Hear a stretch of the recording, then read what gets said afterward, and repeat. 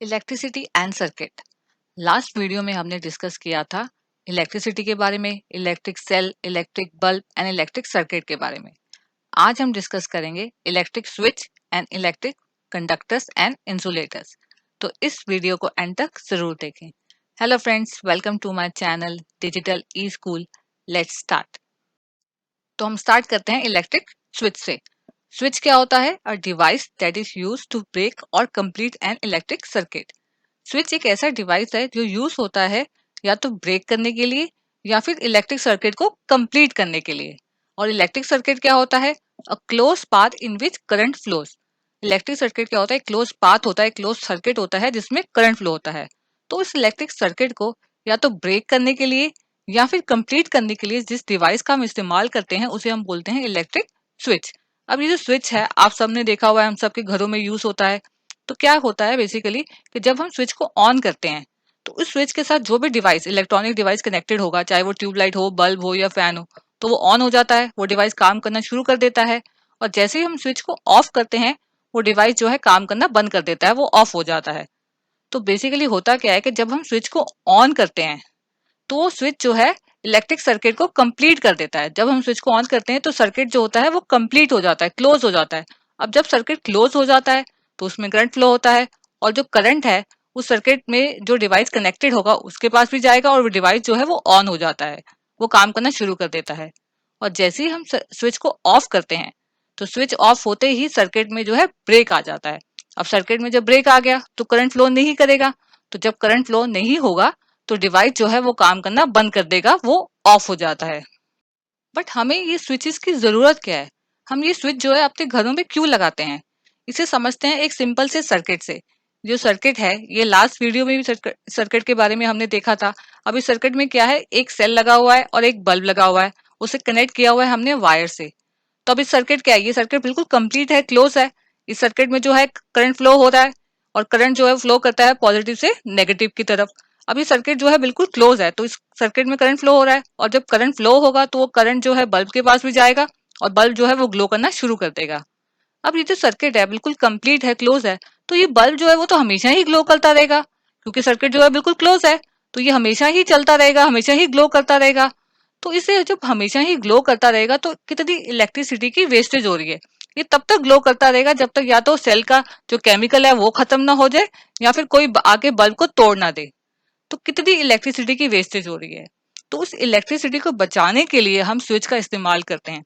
अब इस सर्किट में अगर हम एक स्विच लगा दें तो क्या होगा कि जब हम स्विच को ऑन करेंगे तो तब जो है करंट फ्लो होगा, सर्किट कंप्लीट हो जाएगा, करंट फ्लो होगा, और जो बल्ब जो है वो ग्लो करना शुरू कर देगा।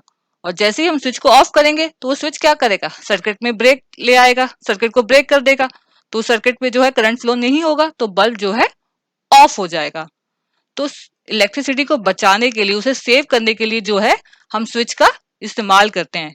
क्योंकि स्विच क्या करता है, या तो वो सर्किट को कंप्लीट करता है या फिर उसे ब्रेक करता है।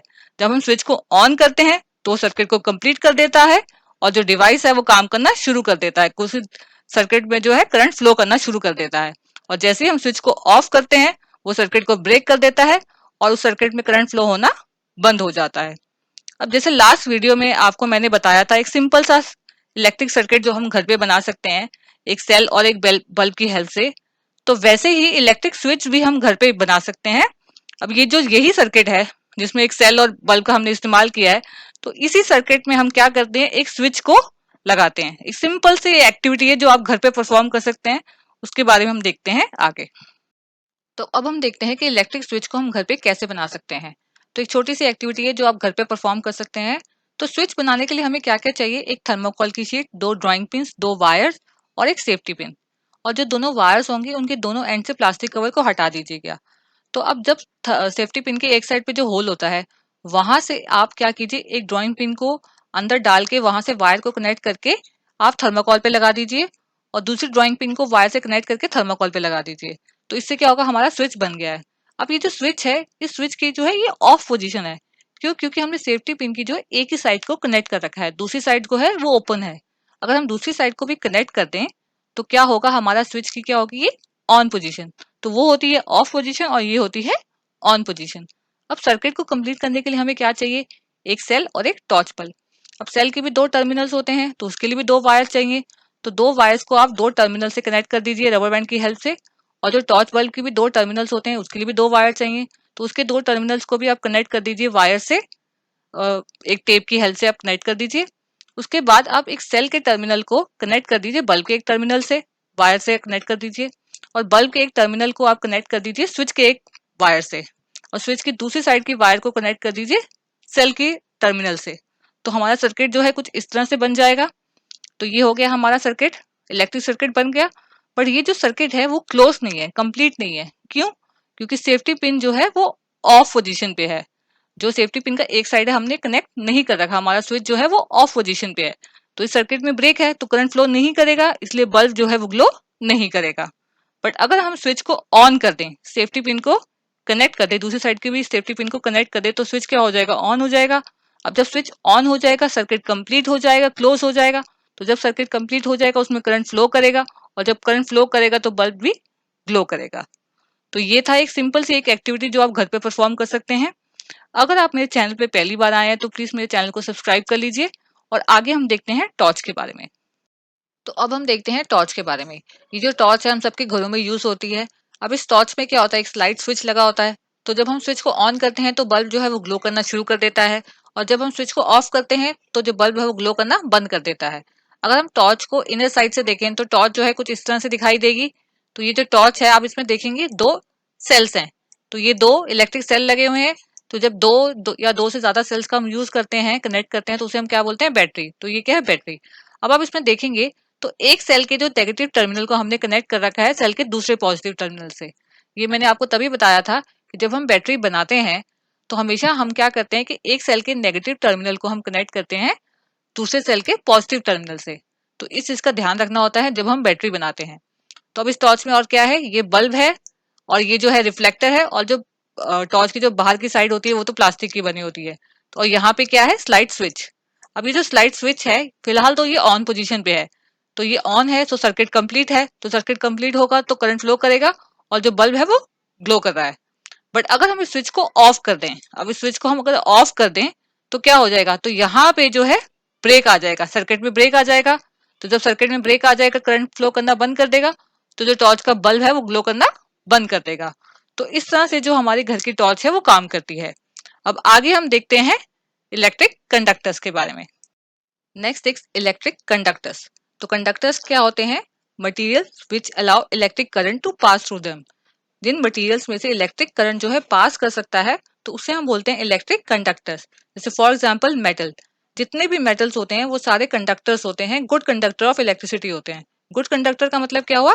कि जिसमें से करंट जो है पास कर सकता है। जैसे for example silver, gold, steel, iron, ये सब क्या है? मेटल है। इन सब में से जो है करंट पास कर सकता है। इसके अलावा water, human body. Yes, human body भी गुड कंडक्टर है इलेक्ट्रिसिटी का। हमारी बॉडी में से जो है करंट पास कर सकता है। हम जब कभी किसी लाइव वायर को अगर हम हाथ लगा दे तो हमें शॉक लग जाता है, इलेक्ट्रिक शॉक लगता है ना। तो हमारी जो बॉडी है वो भी गुड कंडक्टर है इलेक्ट्रिसिटी का। हमारी बॉडी जो है 60-70% जो है वाटर की बनी होती है, और वाटर में से जो करंट है पास कर सकता है। तो कंडक्टर्स क्या होते हैं? वो मटेरियल जिसमें से करंट जो है पास कर सकता है। अब आगे देखते हैं हम इंसुलेटर्स के बारे में। तो नेक्स्ट हम देखते हैं इलेक्ट्रिक इंसुलेटर्स के बारे में। तो इलेक्ट्रिक इंसुलेटर्स क्या होते हैं? Materials which do not allow electric current to pass through them. वो मटेरियल्स जिसमें से इलेक्ट्रिक करंट जो है पास नहीं कर सकता है उन्हें हम बोलते हैं insulators. For example rubber, plastic, would, glass, ये सब क्या है? इंसुलेटर्स। इसमें से जो इलेक्ट्रिक करंट है वो पास नहीं कर सकता है। इसीलिए जो इलेक्ट्रिशियंस होते हैं जब वो इलेक्ट्रिसिटी का काम कर रहे होते हैं तो वो रबर के ग्लव्स पहन लेते हैं, क्योंकि रबर क्या है? वो इंसुलेटर है, उसमें जो है करंट पास नहीं कर सकता, तो इलेक्ट्रिशियन को जो है इलेक्ट्रिक शॉक नहीं लगेगा। तो इंसुलेटर्स क्या होते हैं? वो मटेरियल जिसमें से करंट पास नहीं कर सकता है उन्हें हम बोलते हैं इंसुलेटर्स। और अगर आपको मेरी वीडियो पसंद आ रही हो तो प्लीज इसे लाइक कर दीजिए। और आगे हम देखते हैं कंडक्टर्स और इंसुलेटर का एक एग्जाम्पल। तो अब हम देखते हैं कंडक्टर और इंसुलेटर का एक एग्जाम्पल। तो हमने यहाँ पे एक सर्किट लिया है। इस सर्किट में क्या है? एक सेल है, बल्ब है और एक आयरन नेल है। और ये सर्किट जो है हमने कनेक्ट कर रखा है वायर्स की हेल्प से। तो ये सर्किट जो है बिल्कुल कंप्लीट है, क्लोज है। अब इस सर्किट के अंदर क्या है कि बल्ब जो है ग्लो कर रहा है। बल्ब ग्लो क्यों कर रहा है? क्योंकि सर्किट जो है बिल्कुल क्लोज है और उसमें करंट फ्लो कर रहा है, क्योंकि आयरन आयरन नेल क्या होता है, it's a good conductor of electricity, उसमें से जो करंट है वो पास कर सकता है। तो iron nail is a conductor, so it allows electricity to pass through it. तो इसमें से करंट जो है वो पास कर सकता है, और तो सर्किट जो है उसमें करंट फ्लो कर रहा है, और वो करंट जो है बल्ब के पास भी जा रहा है, इसलिए बल्ब जो है ग्लो कर रहा है। अब एक और सर्किट लेते हैं। अब इस सर्किट में भी एक सेल है, बल्ब है और एक वुडन पेंसिल है। बट इस सर्किट में जो है बल्ब जो है वो ग्लो नहीं कर रहा है, जबकि सर्किट कंप्लीट है, क्लोज है, बट स्टिल बल्ब जो है वो ग्लो नहीं कर रहा है। क्यों? क्योंकि इस सर्किट में हमने वुडन पेंसिल लगा रखी है, और वुडन पेंसिल क्या होती है, वो इंसुलेटर होती है, उसमें से करंट जो है पास नहीं कर सकता है। तो ये सर्किट जो है वो क्लोज नहीं है, इसलिए इसमें करंट फ्लो नहीं कर रहा है, इसलिए बल्ब जो है ग्लो नहीं कर रहा है। तो वुडन पेंसिल क्या है, is a insulator, so it does not allow electricity to pass through it. तो जो कंडक्टर होते हैं उसमें से करंट पास कर सकता है, और जो इंसुलेटर होते हैं उसमें से करंट जो है पास नहीं कर सकता है। आई होप आपको सब कुछ क्लियर हो गया होगा इलेक्ट्रिसिटी और सर्किट के चैप्टर के बारे में। बट स्टिल अगर आपको कोई भी डाउट हो तो मुझे कमेंट करके जरूर बताएं, और अगर आपको मेरी वीडियो पसंद आई हो तो इसे शेयर करें।